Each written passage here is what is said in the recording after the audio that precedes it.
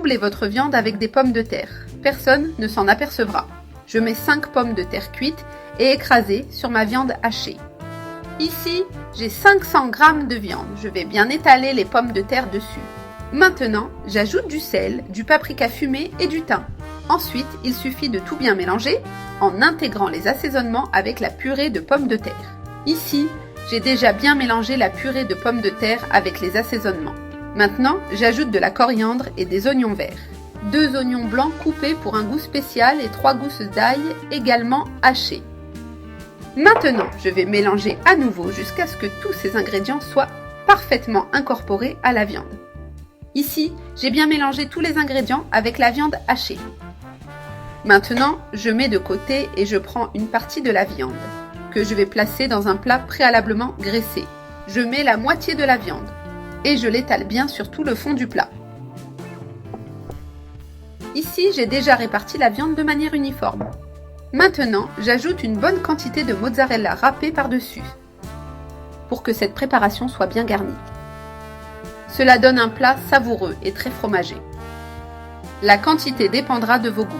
Maintenant, je vais mettre le reste de la viande que j'avais réservée, n'est-ce pas? Je mets une couche supérieure et je l'étale comme j'ai fait avec la couche inférieure en couvrant complètement le fromage pour bien le sceller.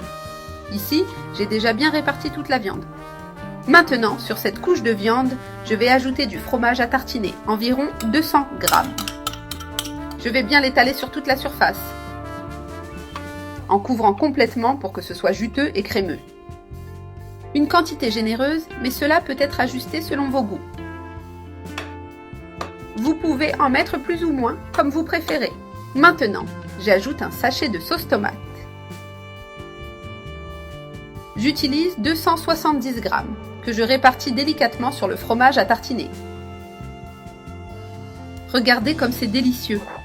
Maintenant, je dispose des rondelles de tomates par-dessus en les répartissant tout autour du plat sur la sauce pour qu'elle soit bien juteuse et cuite. Ici, j'utilise 2 tomates coupées en rondelles.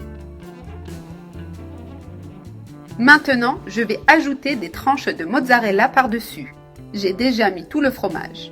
Maintenant, je mets au four à 180 degrés Celsius pendant 40 minutes. Ici, j'ai sorti ma viande du four et regardez comme elle est abondante. Voyez ces merveilles, les amis? Parfait, bien juteux. La viande est très bien cuite et c'est merveilleux. Maintenant, il ne reste plus qu'à servir dans l'assiette. Regardez comme c'est délicieux. J'en ajoute un peu plus et voyez comme cette viande doublée est généreuse. Je coupe un peu de fromage et maintenant, il ne reste plus qu'à savourer cette incroyable recette de viande doublée